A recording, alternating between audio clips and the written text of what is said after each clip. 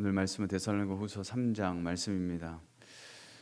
바울은 데살로니가 교회 성도들에게 이제 마지막 이 3장에서 부탁과 축복의 말로 마무리를 하고 있습니다. 먼저 자신과 동역자들을 위해서 두 가지를 기도를 부탁하고 있는 것을 알 수가 있습니다.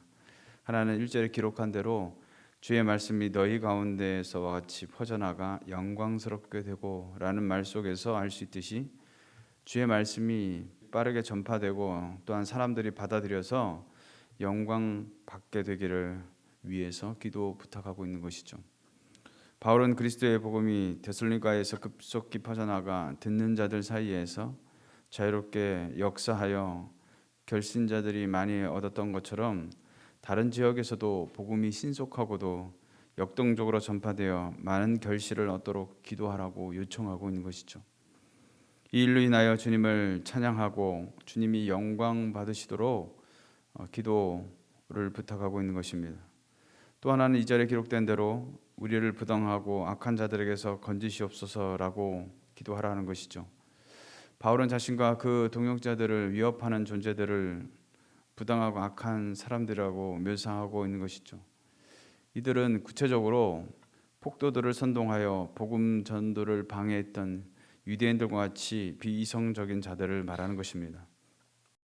이런 자들은 복음 전파를 방해하고 전도자들을 가로막는 행위라면 그 어떤 것을 막론하고 강행하는 그런 자들이죠. 이들이 이런 행위를 하는 것은 한마디로 그들이 믿음이 없기 때문에 그렇다는 것입니다. 믿음은 하나님의 선물이지만 모든 사람의 것은 아니기 때문이라고 성경은 말씀하고 있는 것이죠. 주의 말씀을 믿는 믿음이 있는 자들은 복음 전도자들을 대적하고 회방하는 행동을 할 수 없기 때문에 그렇습니다. 바울은 복음 전파 사역을 하면서 참으로 많은 고난을 당해야 했습니다.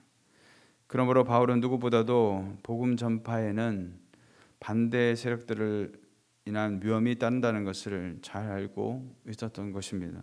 그래서 바울은 그들로부터 건짐을 받아 이 사역을 잘 감당하고 전파된 복음을 위해 결실이 일어나도록 기도를 요청하고 있는 것이죠. 사랑하는 성도 여러분, 중보기도가 얼마나 중요한지 잘 보여주는 대목입니다. 바울처럼 위대한 사명을 감당하는 인물도 기도를 부탁하고 있는 것이죠.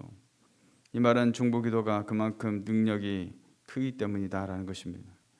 기도는 하나님의 은혜가 우리에게 임하는 통로와 같습니다. 더 나아가 중보기도는 그 은혜를 상대방에게 임하게 할 뿐 아니라 역사하는 힘이 크다라는 것이죠.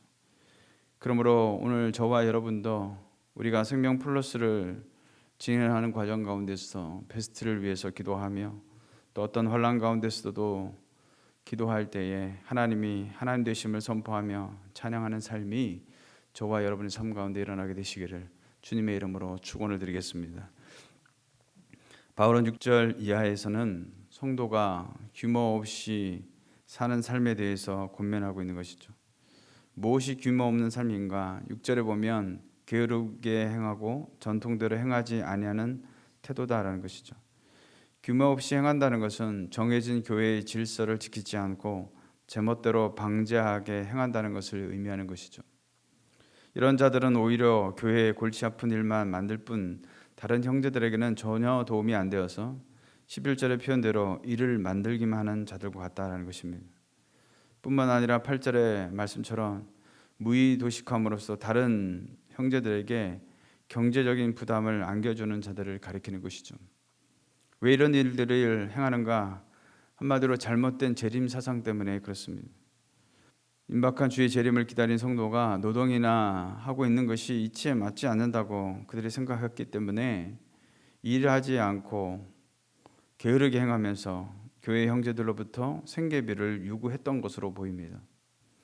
따라서 건전한 재림관과 노동관을 가지고 있는 다른 사람들에게 빈축을 살 뿐만 아니라 교회 다른 형제들에게 큰 부담을 끼치는 존재였다는 것이죠.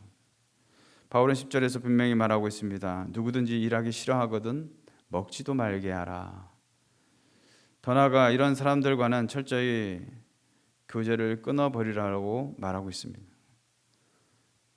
또 성도는 자발적 의지로 규모 없이 행하는 자들과 또 사도의 유전을 지키지 않는 모든 자들로부터 물러날 수 있어야 한다는 것을 말하고 있는 것이죠. 비록 그들이 한 믿음을 가진 형제라 할지라도 그들과 교제를 끊어야 하는 것은 그들과 지속적 접촉을 통해서 오염되는 것을 사전에 예방하기 위함인 것입니다. 규모 없이 행하는 그들로 하여금 깨닫고 돌아오도록 또 하기 위함이다라는 것입니다. 여기에 교제를 끊으라는 명령은 그들을 교회에서 영원히 추방하라라는 그런 말이 아니라 궁극적으로 자기의 잘못을 돌아보고 회개하여 돌아오게 하기 위하여 멀리하라라는 그런 말이죠. 그래서 바울은 15절에 그러나 원수같이 생각하지 말고 형제같이 권면하라라고 말하고 있는 것입니다. 하나님은 질서의 하나님이시기에 하나님이 세우신 교회는 무질서함을 용납할 수 없기 때문에 그렇습니다. 간혹 교회에 나온 초신자들이 교회는 사랑이 넘치는 곳이라고 오해하다가 그렇지 않는 모습을 보고 상처를 받는 일들이 종종 일어나곤 하죠. 물론 교회가 사랑이 넘치는 곳이 되어야 하는 것이 맞습니다.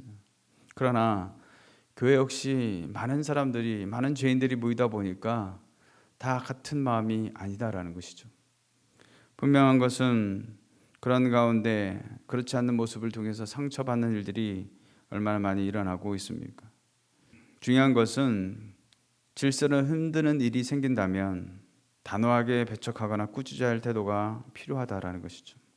무조건 사랑하는 태도만 견지할 수는 없는 것이라는 것입니다. 이는 교회의 거룩성과 순결성을 망가뜨리는 그런 무리들이 생겨났기 때문에 마치 우리 몸속에서 독보석 같은 이 암세포가 생길 때에 제거해야 하는 것처럼 교회의 거룩성을 훼손시키는 무리나 해로운 교훈들은 필히 제거되어야 한다는 것입니다. 데살로니가 교회에 바울이 두 번째 편지를 하게 된 이유도 바로 이것 때문이었습니다. 그만큼 교회의 순결성에 대한 심각한 위기를 느꼈기 때문에 그렇다는 것이죠. 그도 그럴 것이 재림에 대한 광신적 열정에 사로잡혀 무의도식하며 규모 없이 행하는 사람들로 인해서 교회가 혼란에 빠졌기 때문에 그렇습니다. 더구나 몇 번이나 좋은 말로 다 일렀는데도 악한 상태에 머물러 있는 자들과 변론만 하고 있어서는 도리어 시기를 놓쳐 골못대로 곪게 될 위험마저 있기에 더 이상 물러설 수 없었던 것이죠. 사랑하는 성도 여러분, 교회는 주님이 세우신 교회이기에 교회 질서를 깨트리는 태도는 결코 용납될 수가 없는 줄로 믿습니다. 다만 그들을 위해 사랑으로 품고 권면한 태도는 분명 필요하다라는 것이죠. 주의 재림이 언제 올지 우리는 아무도 알 수 없기에 아무것도 하지 않고 게으르고 나태한 모습으로 살아갈 것이 아니라 주의 뜻을 구하고 다른 지체들을 위해서 계속 기도해야 될 줄로 믿습니다. 그러므로 오늘 하루도 주님 다시 오시는 그날까지 내게 주어진 자리에서 게으르지 않고 주어진 질서 안에서 규모 있게 감당함으로 오늘도 주님을 기쁘시게 하는 귀한 하루가 되시기를 주님의 이름으로 축원해 드리겠습니다.